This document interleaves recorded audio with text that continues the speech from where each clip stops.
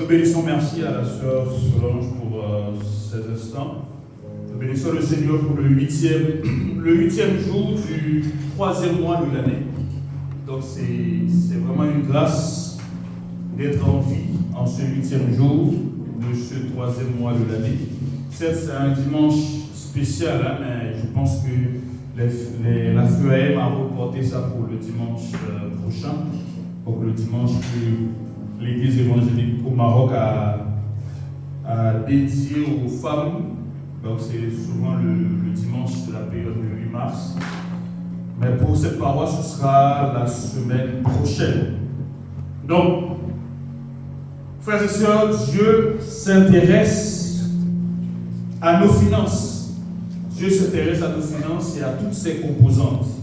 C'est pour cela ce matin, je nous propose le thème suivant. Dieu au cœur de nos finances, 2 points, provision, gestion et don.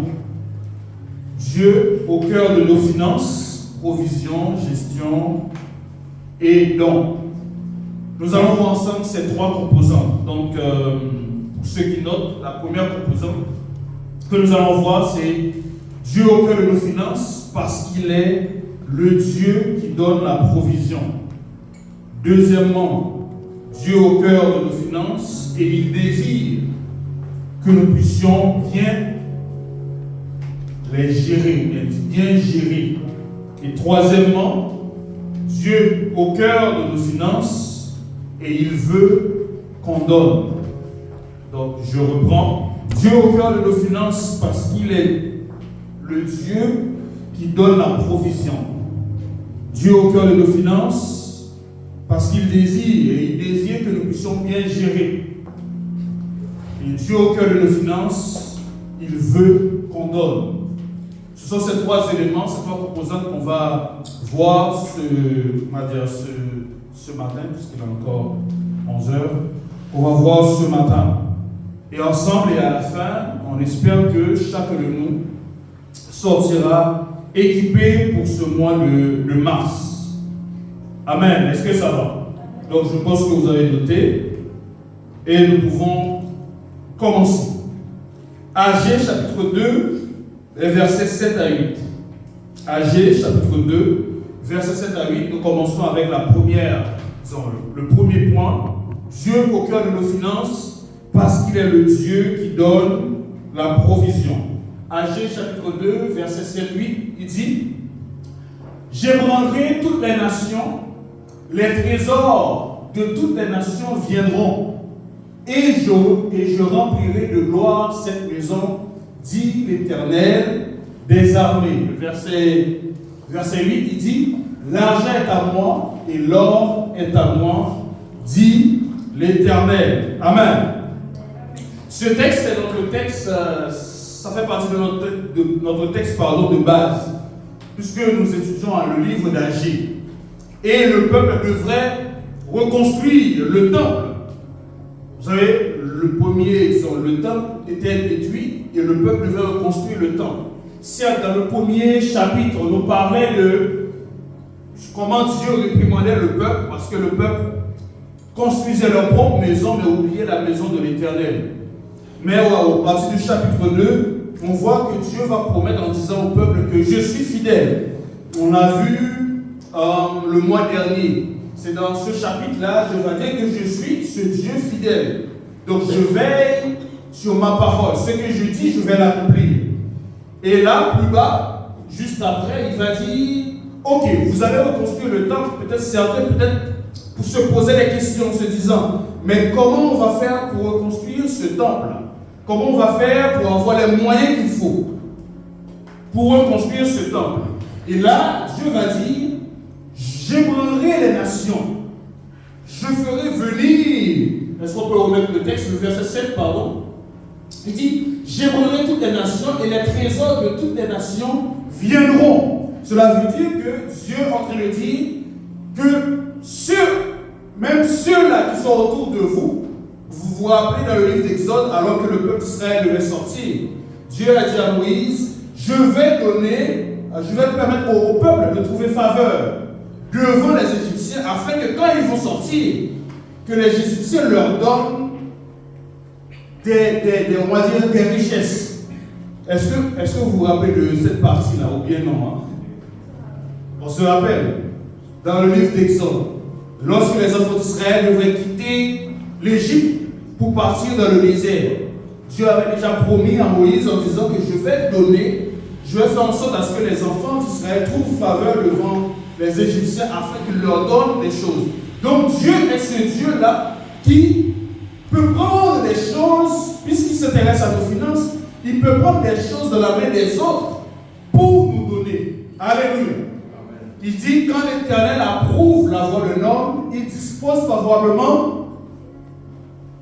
Et quand l'Éternel approuve la voie d'un homme, il dispose favorablement. Et apparemment, je pense qu'on va faire des études bibliques. On va commencer à réciter des versets. Il dispose favorablement, même ses ennemis. Peu importe. Quand Dieu approuve, il peut prendre de la bouche de quelqu'un pour vous donner. Dans la main de quelqu'un pour vous donner. Et Dieu s'intéresse à nos finances. Le verset 7 nous rappelle le texte d'Ésaïe, Ésaïe 60. Lève-toi, sur toi la lumière brille. Ésaïe 60. Est-ce qu'on peut peut-être, je ne sais pas si le multiplicateur peut nous aider. Ésaïe 60, le verset 5-6. Alors je cherche. Ok, voilà. Il dit, Ésaïe 60, verset 5-6, il dit, tu tressailleras alors et tu te réjouiras. Et ton cœur bondira et se dilatera, quand les richesses de la mer se tourneront vers toi. Quand les trésors des nations viendront à toi. Verset 6. Tu seras couverte d'une foule de chameaux, de dromadaires, de Madian, et des femmes. Ils viendront de tous de Séba. Ils porteront de l'or et de l'encens. Ils publieront les louanges de l'Éternel. Dieu est en train de dire aux enfants d'Israël que là, il y aura la restauration. Alléluia. Donc, en ce mois de mars, où Dieu est au cœur de nos finances, il dit qu'il est ce Dieu-là qui pourvoit pour nous. Amen. Amen. Le plus important, on n'a pas besoin de savoir ce que là où Dieu va trouver. J'aimerais vous dire, on n'a pas besoin de savoir là où Dieu va trouver. Il faudrait qu'on soit comme des enfants. Hein? Je pense qu'il y a les deux mamans ici. Quand l'enfant sait que maman va lui donner quelque chose, l'enfant ne pense pas à où est-ce que maman va trouver. Il est encore petit. Hein? Parfois, est-ce qu'on se pose des questions où est-ce que papa trouve l'argent quand on était petit? Non. On attend seulement. On a besoin, on demande à papa. C'est quand on commence à grandir, c'est là où on réfléchit. Mais papa fait quoi? Hein? Nous devons être comme ces enfants-là en disant, Seigneur, puisque tu pourvois, ton Père, puisque tu pourvois mes besoins, moi je demande tout simplement. Et Dieu va utiliser les moyens qu'il faut. Vous savez que, peut-être en sortant de ce culte-là, Dieu peut utiliser quelqu'un pour vous donner de l'argent. Juste ici. Ah, vous ne croyez pas? Amen. On ne croit pas, n'est-ce pas? Dieu peut utiliser un frère. Je ne sais pas si ça vous est déjà arrivé, quelqu'un dit, Seigneur m'a mis à cœur de vous donner ça. Hein? Si vous n'avez pas encore vécu cette Seigneur, je veux vivre ça. Alléluia. Amen. Comment vous voulez pas? Moi, je veux vivre ça. Je veux que chacun vienne me voir dire, Pasteur, le Seigneur m'a mis à cœur comme ça. Hein? Je veux encore. Ça va faire du bien. Oui, c'est possible qu'à la fin du culte, quelqu'un dise non, voilà, le Seigneur m'a mis à cœur de vous donner ça. Un panier, l'argent. Voilà quelque chose, viens manger chez moi alors que toi tu avais faim. Dieu pourvoit et il utilise qui il veut. Alléluia. Amen. Hein? Il utilise qui il veut. Parfois même les autochtones qu'on voit, il peut utiliser. Vous restez chez vous là et dites, ah, regarde, j'ai vu là, je vous donne tout ce que je vous donne. Vous êtes là comme ça, vous. Et là vous dites, waouh. Vous n'êtes pas parti demander, mais Dieu pourvoit. Alléluia. Amen. Il s'intéresse à nos finances. Amen. Amen. Et il veut manifester sa gloire dans ses finances. Paul va rappeler aux chrétiens de Philippe, dans Philippiens chapitre 4, verset 19, pour dire que Dieu est un Dieu pourvoyeur. Philippiens chapitre 4, verset 19. Il dit, et mon Dieu. Écoutez, Paul est en train de dire aux Philippiens, il dit, et mon Dieu. Son Dieu, c'est aussi notre Dieu. N'est-ce pas? Il dit, et mon Dieu pourvoira à tous vos besoins selon sa richesse avec gloire en Jésus-Christ. Amen. Puisqu'on sait que Agé nous dit que l'or et l'argent appartiennent à Dieu, donc la richesse de Dieu est immense. Et il pourvoira pour nous, pour nos différents besoins. Amen. Bien-aimé, il est important qu'on réalise que Dieu, c'est un Dieu qui s'intéresse à nos finances et il pourvoit à nos besoins. Il donne la provision. Psaume 65, les versets 10, 12. Je vais lire rapidement si ce n'est pas affiché. Il dit, écoutez, il dit, tu visites la terre. C'est le psalmiste qui est en train de le dire. Il dit, tu visites la terre et tu lui donnes quoi? L'abondance. Merci. Tu visites la terre et tu lui donnes l'abondance. Tu la combles de richesse. Dieu, c'est un Dieu qui donne la provision, n'est-ce pas? Il dit, le ruisseau de Dieu est plein d'eau. C'est-à-dire, chez Dieu, il n'y a pas cette question de sécheresse. Est-ce que ça va? Chez Dieu, il n'y a pas de sécheresse. Chez Dieu, il y a de l'abondance. Ok? Il dit, tu prépares le blé quand tu la fertilises ainsi, en arrosant les sillons, en aplanissant ses mots. Tu la détrempes par des pluies, tu bénis son germe. C'est Dieu qui fait ces choses. Je suis en train de parler des champs, comment Dieu prend soin même de nos champs. Pour ceux qui sont au village, peut-être même si on veut contextualiser ça, Dieu bénit l'œuvre de nos mains. Alléluia. Amen. Vous vous rappelez de Joseph, Dieu a béni les mains de Joseph quand Joseph était d'abord chez Potiphar avant même d'arriver chez Pharaon. Et le verset 12, c'est un verset à proclamer chaque jour. Il dit, tu couronnes l'année de tes biens et tes pas versent l'abondance. Amen. Nous pouvons dire, tu couronnes déjà ce mois de mars de tes biens. Alléluia. Frères et sœurs, ce mois, on peut vivre le miracle de Dieu. Parce que Dieu, c'est un Dieu qui pourvoit également à nos besoins. Amen. Étant une petite communauté, disons une communauté qui n'est pas en grand nombre, nous arrivons à faire beaucoup de choses. Et c'est extraordinaire. C'est pour montrer que Dieu pourvoit à nos besoins. Dieu ne cesse de pourvoir à nos besoins. Vous savez, regardez autour de nous. Vous savez, il y a des paroisses qui n'ont pas pu faire ce qu'on fait en termes des investissements qu'on a. Regardez les chaises, on n'est pas nombreux, mais on achète des chaises. Okay? On a l'écran ici. Bon, cet écran doit être réparé, mais on a un autre écran ici. Ouais, mais il y a un autre écran ici, c'est juste qu'il y a un petit problème, on répare. Ouais, on a le piano. Certes, on n'est pas encore arrivé, mais on a des choses où on peut dire waouh. Et tout ça, c'est parce que Dieu a prévu pour chacun et chacune de nous, qui fait que nous pouvons avoir toutes ces choses. Alléluia. En quelques mois, on a eu les chaises. En quelques mois. Et quand on a fait l'appel, tout le monde a eu à se donner pour qu'on puisse avoir ces chaises. On est plus à l'aise, n'est-ce pas? Quand on est arrivé, les chaises, ça va? Ou bien? C'est parce que Dieu a pourvu à nos besoins. Amen. En tant qu'Église, Dieu pourvoit à nos besoins. Frères et sœurs, avoir l'argent n'est pas un péché. Ce n'est pas un péché d'avoir l'argent. Ce n'est pas un péché de prier, de dire Père, j'ai besoin d'argent. Ce n'est pas un péché. Enlevons cette mentalité-là. Ce n'est pas un péché. On doit prier pour dire Seigneur, j'ai besoin d'argent. Vous savez que Abraham, Isaac, Jacob, ils étaient très riches. Hein? Arrivé un moment, on dit que Dieu a rendu ce poste à Isaac fort riche. Hein? L'argent, ce n'est pas pour les autres. Hein? L'homme qui a beaucoup d'argent, lui aussi, là. Alléluia. Amen. Donc, Dieu veut que nous puissions avoir beaucoup d'argent. Il veut ça aussi. Ne pensons pas que l'argent, c'est pour les autres qui sont dehors. Non, Dieu veut que nous puissions avoir beaucoup d'argent aussi. Parce que l'or et l'argent, lui, appartiennent. Alors, en ce mois de mars, remettons nos projets devant Dieu. On l'a écouté tout à l'heure dans le chant. Remettons nos projets devant Dieu. Rappelons-lui que l'or et l'argent lui appartiennent. demandons cela à Dieu et désirons beaucoup d'argent. Le texte qu'on a lu, la dame avait une quantité de vases. Et quand la quantité de vases a été épuisée, il n'y avait plus d'huile. C'est la même chose pour notre foi. Si notre foi c'est 5000 dirhams, Dieu va te donner que 5000 dirhams. Bon, il est Dieu, il peut donner plus. Il va donner en fonction de ta foi.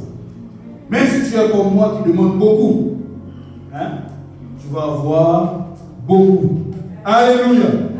Philippiens 4, avant de passer au deuxième point, Philippiens 4, verset 6, on peut même réciter ce texte. Ne vous inquiétez de rien, mais en toute chose,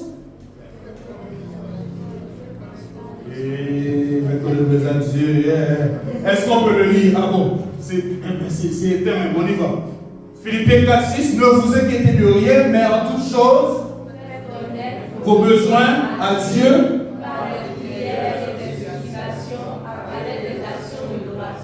le verset 7.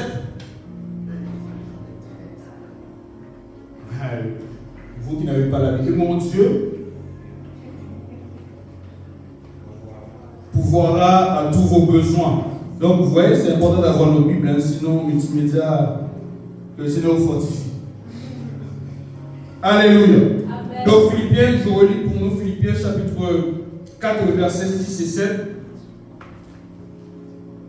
Il dit: ne vous inquiétez de rien, mais en toute chose, faites connaître vos besoins à Dieu par des prières, des explications avec des actions de grâce. Et la paix de Dieu, cette paix-là, qui est au-dessus de tout, gardera vos cœurs et vos pensées en Jésus-Christ. Ce Dieu-là, il pourvoira à tous nos besoins pour nous donner cette paix. Alléluia.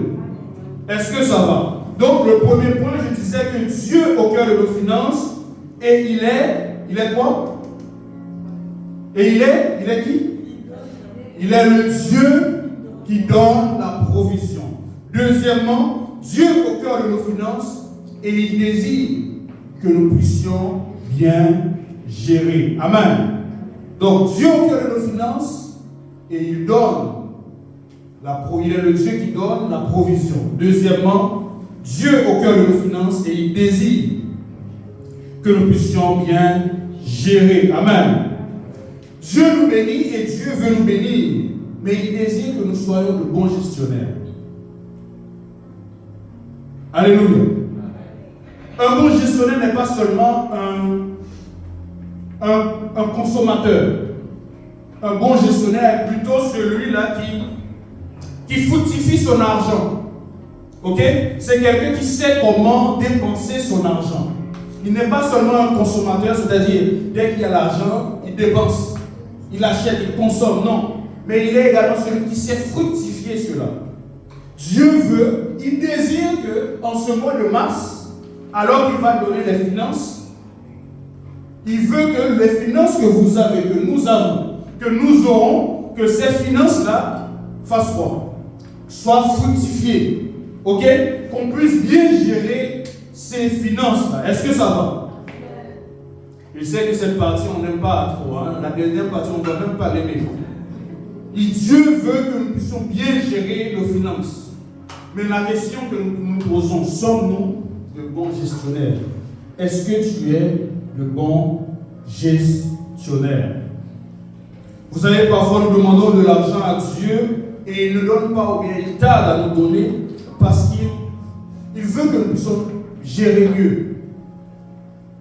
Il veut que nous apprenions à gérer avant de nous donner de l'argent. Vous savez, il y a des gens qui ont 1000 dirhams. Exemple par rapport. Vous avez 1000 dirhams. On vous donne la bourse, arrive aujourd'hui, avant même, Jésus a dit avant que le coq chante 3 fois. Toi-même, avant que tu arrives à la maison, la bourse est finie. Je ne parle pas de payer le loyer, non. Ce n'est pas le loyer. Ce n'est pas les factures. Ce n'est pas que non, pasteur, j'ai la facture. Non, ce n'est pas ça. Ça, c'est autre chose. Si c'est ça, ok. Mais, c'est là où tu appelles, comme disait le patriarche, Martine, Jean Bosco. Tu l'appelles, on va à KFC, on va. Bon, ici, il n'y a pas KFC, il y a McDo, c'est ça, non? On va à McDo. c'est là où vous commencez directement à partir. Alors que l'argent vient d'arriver. Hein? Oui ou non? Vous savez, il y a des frères et des sœurs, surtout des sœurs, même si c'est votre période.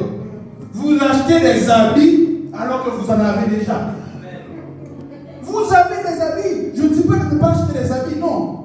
Mais les habits, ce que vous avez, ça peut vous aider. Mais dès que vous voyez quelque chose, vous l'achetez.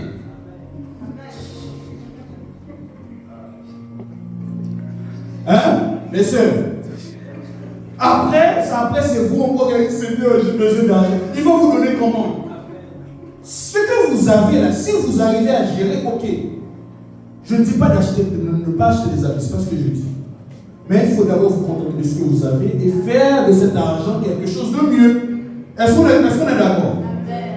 Mais vous voyez ça, vous voyez les chaussures, ces chaussures-là, vous prenez, et parfois il y a des chaussures, entre nous, il y a des chaussures que les sœurs n'ont pas portées depuis, ou bien, une seule fois seulement, mais parfois même pas encore. Et cet argent, vous allez faire quoi? Après, vous allez dire, Seigneur, j'ai besoin. Entre nous. Donc c'est juste pour dire qu'on a l'argent, mais Dieu veut que nous puissions bien gérer cet argent. Imaginez le cœur de Dieu. Imaginez, moi je vous donne 500 dirhams ou 200 dirhams pour faire quelque chose de bien et vous sortez, vous commencez à acheter des croissants, vous mangez seulement des croissants. Est-ce que vous pensez que moi je vais vous donner encore? Non. Dieu c'est un bon Dieu, mais en même temps, il est ce Dieu qui veut vraiment que nous puissions bien gérer. Alléluia. Amen. Alléluia. Amen. On pouvait avoir plus. Mais c'est parce que nous gérons mal. Ce mois de mars, gérons bien. Achetons des choses qui sont prioritaires, des choses qui sont utiles, non pas des choses futiles. Ok? Alléluia. Ah bon, j'entends le background, Nazareth dit c'est vrai. Je ne dis pas qu'on soit peigne, non, loin de là. Moi j'achète des habits, je veux, il faut acheter des habits, c'est ça. Je ne dis pas le pas, alléluia. Mais je dis il faut limiter dans ce que nous faisons, amen. L'argent est fait pour dépenser, mais mieux dépenser surtout, c'est bien. Parce que toute sortie, c'est une dépense. Toute sortie qu'on fait, c'est une dépense. Mais sauf qu'il y a des dépenses qui sont des dépenses utiles, il y a des dépenses qui sont des dépenses futiles, mais des dépenses qui ne sont pas bien. Toute sortie, c'est une dépense. Le fait d'acheter peut-être un livre, c'est une dépense. Mais sauf que peut-être ce livre-là, ça peut t'aider à gagner. Au lieu que tu achètes juste un McDonald's, après tu finis, dès que tu sors, tu as déjà faim. Alors que cet argent, tu pouvais acheter demi-kilo de riz, demi-kilo de... Voilà, pour faire du bien. Alléluia. Vous savez, deux histoires nous intéressent rapidement alors que je suis en train de chuter. Avant le troisième point, deux histoires nous intéressent. L'histoire, Jésus va parler de l'histoire par rapport des talents. Mais avant, vous vous rappelez au mois de février, je vous ai parlé de Joseph, n'est-ce pas? Je vous ai parlé de Joseph, les 5 P. Et le 5e P de Joseph, c'était que Joseph était chez Pharaon. Mais regardez avec moi. Ici, ce n'est pas que Dieu, c'est pas que Pharaon n'a pas accepté Joseph, écoutez bien, seulement parce que Joseph interprétait les rêves. Non. Pharaon n'acceptait pas seulement Joseph parce qu'il interprétait les rêves. Seulement. Mais Pharaon acceptait Joseph parce que Joseph aussi avait cette sagesse-là de mettre en pratique ce qu'il a interprété. Je reprends. Pharaon n'acceptait pas seulement Joseph parce qu'il interprétait les rêves. Mais Pharaon acceptait aussi Joseph parce que Joseph savait comment mettre en pratique ce qu'il a interprété. C'est pour cela dans le livre de Genèse 41, je crois, c'est ça? Genèse 41, et Pharaon va dire, est-ce qu'il y a un homme sage comme Joseph? Est-ce qu'il y a quelqu'un sage comme Joseph qui peut mettre ces choses en pratique, qui pourra gérer? C'est là où Joseph va accéder, interpréter. C'est bien. Mais est-ce qu'après tu peux mettre ces choses en pratique? Donc Joseph, voilà, il dit, trouvons-nous un homme comme celui-ci, ayant en lui l'Esprit de Dieu. Verset 39.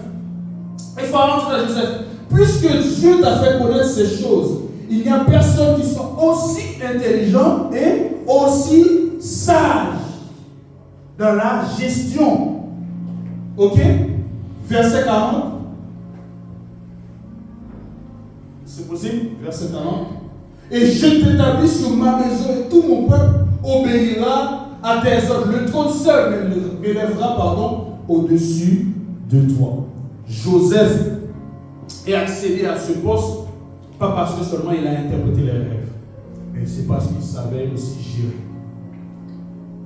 Bien-aimé, oui, savoir gérer est important.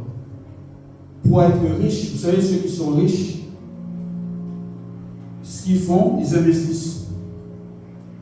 Ils savent comment gérer leur argent, faire multiplier leur argent. C'est pourquoi les pauvres consomment seulement. Oui, les pauvres consomment. Alors que les riches, vous allez voir que les riches, dès qu'ils ont l'argent, ils investissent. Il y a une part là, ils mettent là-bas. Ils savent que là, cette partie-là, ça va encore générer de l'argent. Ils savent comment bien gérer. Et le plus souvent, les frères, je ne veux pas des riches qui sont, qui sont stupéfaits devant l'argent, non. Les vrais riches, vous avez même leurs habits, parfois ils sont bien, c'est pas ce qui est plus important pour eux. Ils peuvent avoir des montres, des trucs, oui, mais c'est pas trop. Ils ne sont pas des bling-bling tout le temps. Leur argent, ils savent comment. Et ils gèrent le patrimoine, ils laissent ça aussi pour leurs enfants. Mais nous, j'espère que ce n'est pas nous, mais les autres, alléluia, ces autres-là dépensent seulement. Donc, église de Tétouan, Martyrs, frères et sœurs, nous qui sommes là, à partir d'aujourd'hui, faisons de notre mieux à bien gérer. Amen. Amen. Amen. Donc, soyons de ceux-là qui donnent, qui mettent leur argent en profit. La parabole des talents nous dit, le maître est venu, il voit cet homme-là qui avait un seul talent. Il n'a rien fait avec. Qu'est-ce qu'il a dit? Il prend même ce talent-là et il donne à celui qui en avait 10. Parce que celui qui avait 5 l'a multiplié. Celui qui avait 2 ou 3, l'a multiplié. Mais celui qui avait un seul, qu'est-ce qu'il a fait? Au lieu de fructifier cela, il est parti caché. Le maître dit, fallait même me donner ça, je mets ça en banque. Vous voyez un peu, manque de sagesse, il pouvait mettre ça en banque pour que la banque donne le profit. L'épargne donne le profit compte sur carnet. Mais donne le profit? Non. Il est parti mettre ça quelque part caché. Et ça n'a pas apporté de fruit.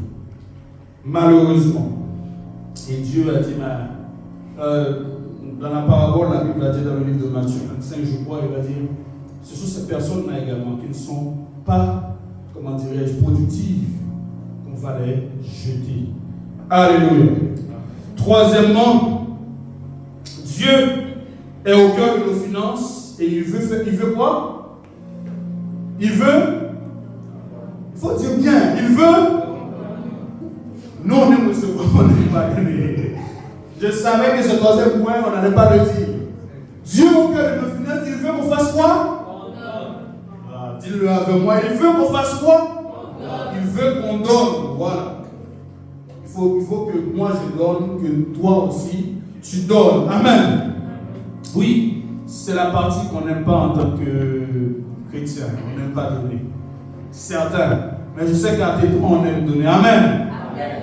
Ceux qui ne disent pas Amen là, on vous voit. Vous savez, le principe de donner, c'est. Il y a quelqu'un qui. Le principe de donner, c'est ce principe-là a commencé depuis le début, dès la Genèse. L'histoire de Caïn et Abel. La Bible ne nous dit pas, la Genèse, ne nous dit pas exactement quelles sont les instructions que Caïn et Abel ont reçues de leurs parents pour donner. Voyons un peu. On nous dit tout simplement que Caïn et Abel ont décidé d'offrir, de donner à Dieu. C'est plus tard, l'auteur de l'Épître aux Hébreux va dire que c'est par la foi que Abel a offert à Dieu quelque chose l'extraordinaire par la foi. Donc cela veut dire que ceux qui croient, ceux qui ont la foi donnent. Je reprends. Quand tu as la foi en Dieu, tu donnes. Ceux qui croient, ceux qui ont la foi donnent. En disant que je donne non pas parce que j'attends en retour, mais je donne parce que c'est lui qui m'a donné en premier. Alléluia.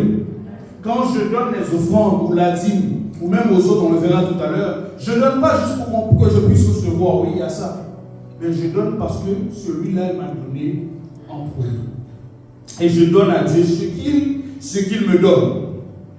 Donc dans Hébreux chapitre 11, verset 4, je crois, Hébreux 11, verset 4 va dire, c'est par la foi. Voilà, merci. C'est par la foi qu'Abel offrit à Dieu un sacrifice plus excellent que celui de Caïn. Et c'est par elle qu'il fut déclaré juste. Dieu approuvant ses offrandes, et c'est par elle qu'il parle encore, quoique mort. Par la foi, Abel a offert à Dieu un sacrifice excellent. Et il le donne de tout son cœur. Donner, c'est bien, mais donner de tout cœur, c'est encore mieux. Alléluia. Donc, donner est un acte de foi. Donner est un acte de foi. Jésus va dire, cette femme-là a donné tout ce qu'elle avait. C'est la foi. Comment j'ai juste un peu, j'ai donné tout ce que j'ai. Cette dame aussi qu'on a lu tout à l'heure, qui n'avait juste un peu. C'est pas ce texte, mais l'autre texte, il va dire, il avait juste un peu de pain, un peu de farine. Juste un peu. Mais quand le prophète est venu chez lui, elle a donné tout ce qu'elle avait. Acte de foi. Et Dieu va multiplier. On dit le pain, la farine, il ne manquait point de sa maison. Alléluia. Donc Dieu aime celui qui donne avec joie. 2 Corinthiens chapitre 9, le verset 7 et 8. Il dit que chacun donne comme il a résolu en son cœur, sans contrainte. Voilà. Que chacun donne comme il a résolu en son cœur, sans tristesse ni contrainte, car Dieu aime celui qui donne avec joie. Le verset 8. Et Dieu peut nous combler de toutes sortes de grâces, afin que, possédant toujours en toutes choses, de quoi satisfaire à tous vos besoins, vous ayez encore en abondance pour toute bonne œuvre. Alléluia. Regardons ce que Dieu nous a permis d'accomplir ici dans cette paroisse. Je le disais tout à l'heure. Ne sommes-nous pas fiers de ce que, disons, en termes de biens matériels que nous avons? Oui, nous pouvons être fiers. Certes, il y a encore des choses qu'on doit acheter, mais nous pouvons être fiers de ce que Dieu nous a permis de pouvoir avoir, si je peux dire ainsi. Il y a des choses qu'il faut encore. Il y a, parce qu'on va donner, il y a encore, je pense, il y a les caméras. Le multimédia a besoin des caméras. Il y a la batterie électrique. Vous savez, cette batterie, ça fait beaucoup de bruit quand on est dehors, on écoute. Frères et sœurs, on peut changer ça. Alléluia. Alléluia. Voir, il y a des choses, vous savez, on est à part l'Aïoun, je crois. Il n'y a que l'Aïoun, à part l'Aïoun et Tétouan, qui ne font pas de live. Donc nous, on doit rentrer maintenant dans ceux-là qui font le live, parce que les lives vont nous permettre également de partager la bonne nouvelle aux autres. Amen. Mais pour cela, il faut avoir la caméra. Toutes les autres paroisses de l'EAM font déjà les lives. Mais nous pouvons le faire.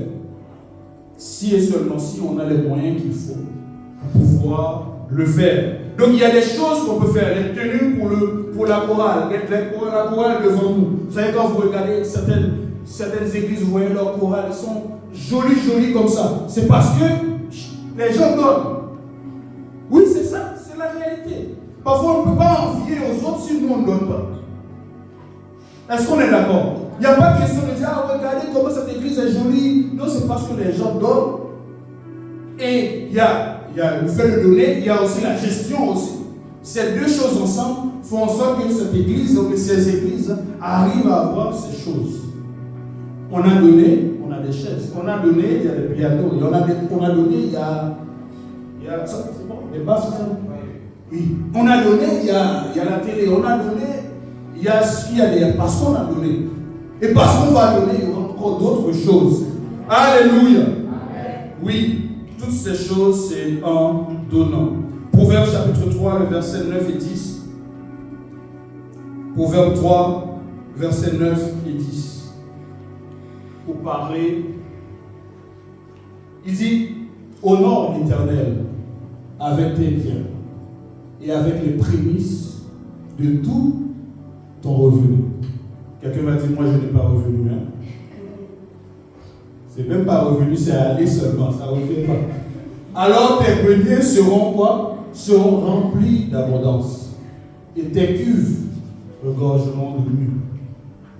Vous dites que oui, moi je n'ai pas de revenu, j'ai allé seulement, ça ne revient pas. Mais vous savez, je vais partager, j'aime prendre l'exemple sur moi-même. J'étais encore étudiant, j'étais à l'UNES. Le pasteur Maxime m'a dit, je ne sais pas si j'ai déjà raconté ça ici. Le pasteur Maxime m'a dit, une fois, en discutant, il m'a dit, tu sais Mitch, que il venait à peine de se marier. Il avait une fille, sa première fille. Il me disait, tu sais que moi je donne toujours, j'essaie de toujours donner ma dîme. Il dit, ok. Oui, parce que moi je donnais, mais il m'a dit, voilà un peu l'expérience que j'ai vécue. C'est qu'en donnant ma dîme, malgré toutes les responsabilités que j'ai, en donnant ma dîme, le salaire déjà que je reçois, avant même que le salaire arrive, c'est comme si c'est déjà fini, avec toutes les dépenses qu'il y a. Mais j'ai fait le sacrifice. J'ai fait le sacrifice d'enlever quand même cette dîme, cette prémisse, pour donner à Dieu, parce que c'est lui qui m'a donné. Il dit, tu sais ce qui est plus merveilleux dans tout ça, c'est qu'à la fin de chaque mois, Dieu pourvoit toujours. J'ai toujours quelque chose pour prendre soin de ma femme, de ma fille, de ma maison.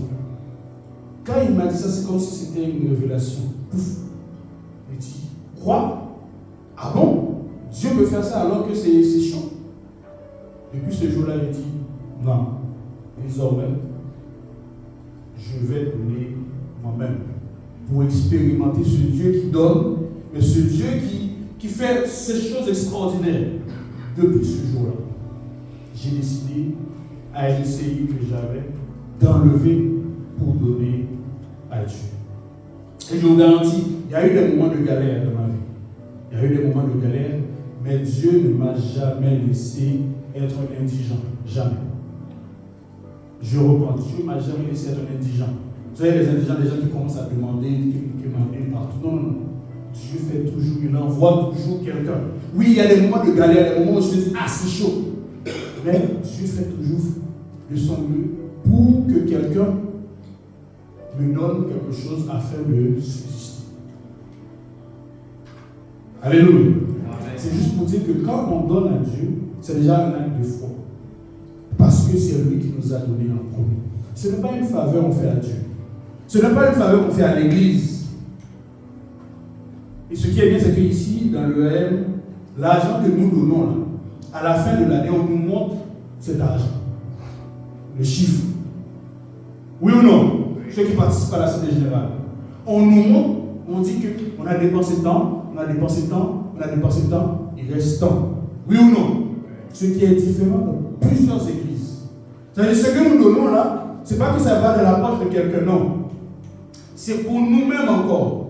Puisque tout ça là, c'est chaque, peut-être c'est 10 personnes, 20 personnes qui ont acheté ça. Et le fait que je parle, vous entendez. Voyez? Donc quand on donne, c'est pour la gloire de Dieu. Amen. Amen. Deuxième chose. Maintenant, c'est pour la partie des offrandes. Donc j'ai rappelé ça dans mon mariage. Hein. Moi-même, je dis non, je vais toujours donner la dîme. Maintenant, pour les offrandes, je me disais, ah, dîme, ok, c'est sacré, quoi. Mais offrande, là, c'est pas grave, je peux donner 5 dirhams. Hein? Ou bien, entre nous, il y a des gens, on met la main dans la poche, on connaît les pièces. Et quand l'accueil va passer, avant qu'il arrive, vous Vous savez que dans ça c'est 5 dirhams, ça c'est 1. Ok. Comme ça, quand vous enlevez, vous donnez directement. Il n'y a pas. Les connaisseurs connaissent, hein? C'est ça. Vous connaissez même les billets. Les billets, c'est trop dire parce que parfois, quand vous passez, quand le panier passe, vous entendez cling, cling, cling. C'est difficile que ça ne fasse pas de bruit. Alléluia. Non, je dis, je ne parle pas pour ceux qui donnent ce qu'ils ont. Non, je parle pour ceux qui donnent les miettes. C'est de ça que je parle. Ce que vous avez, vous donnez, n'est-ce pas? Mais il y a ceux, je le dis, j'étais dans ce cas-là, qui donnent, vous regardez dans la poche, et quand il y a les offrandes, là, vous regardez, et puis vous donnez 1 dirham, 2 dirhams, et qu'après, voilà, il y a ceux même qui donnent des pièces du pays, comme ça que ici, vous pouvez les faire avec. Mais c'est vrai, c'est la réalité. Mais bien aimé, en le faisant entre nous, on parle cœur à cœur, je suis en train de terminer. Hein. En le faisant, on fait mal à qui? Hein? Vous pensez que Dieu a agréé ce que nous faisons? Non. Vous savez que la pièce là, ça ne va pas être utile si vous donnez ça à l'église. L'église va faire quoi avec? Il va changer. Ah, vraiment. Donc voilà, maintenant, pour finir avec ce témoignage, c'est que j'ai décidé, c'est pour cela quand moi ici je n'ai pas encore modéré, je n'ai pas encore conduit le culte, mais attendez quand je fais attendez, c'est très rare, c'est seulement le premier dimanche de l'année. Ah, maintenant. Ce que je fais, je dis, avant de donner les offrandes, prenons le temps de prendre ça et de prier sur vos offrandes. Comme ça, vous savez ce que vous donnez. Maintenant, entre nous, dans notre mariage avec mon observateur, on se dit que ce qu'on va faire, on a créé des rubriques pour ça. Il y a la rubrique dîme et il y a la rubrique offrande. Si vous venez chez moi, quelqu'un qui vient chez moi, vous allez voir que sur une table, il y a la partie où je mets les offrandes pour le mois. Le montant, ça dépend de ce que vous voulez. Même nous, on a un montant fixe. On se dit, ok, ce montant-là, mais après, il y a des offrandes spéciales. Le montant-là, on dit, je donne juste un exemple. Comme ça, vous allez dire, si c'est 10 dirhams, je donne juste un exemple. Si c'est 10 dirhams, comme il y a 4 dimanches et 4 vendredis, par exemple, donc, ça fait combien? 80 dirhams. Et ces 80 dirhams-là, qu'il pleuve, qu'il tombe, on fait tout pour ne pas toucher. Parce que c'est à Dieu. Comme l'a dit. Voilà. Donc, ce qui fait que, par exemple, en venant ici, mon offrande est dans mon sac. Dès qu'il y a un moment donné, je vais juste prendre ma main dans mon sac et je le. C'est déjà préparé. Je ne veux même pas réfléchir. À moins que, pendant que je suis là, Dieu me dit, bon, vous savez, donne tout ce que vous avez. Là, c'est autre chose. Si Dieu me dit, non, là, il faut mettre 2000, 3000, ça, c'est autre chose. Mais je sais que je ne suis pas en train de réfléchir. Ah, c'est maintenant que je cherche mes offrandes. Bien aimé. Et je suis sûr. Moi, je ne suis pas. Je suis riche. Alléluia. Amen. Je suis riche. C'est une déclaration. C'est un fait, mais en même temps, c'est une déclaration. Parce que je sais que Dieu pourvoira à mes besoins. Dieu pourvoira à mes besoins. Dans les jours à venir, dans les mois à venir, quand vous allez voir que je suis devenu encore plus riche, il ne faut pas me regarder bizarre. Il ne faut pas dire, ah, depuis qu'il est pasteur là, il commence à avoir beaucoup d'argent. Non. C'est entre Dieu et moi. Alléluia. Donc dès aujourd'hui, frères et sœurs, prenons le temps. Préparons nos offrandes. Vous êtes étudiants, vous êtes salariés ou autres, préparez vos offrandes, préparez vos dîmes, mettez ça à part et rendez grâce à Dieu. Seigneur, voilà ce que je peux pas, c'est ça que j'ai.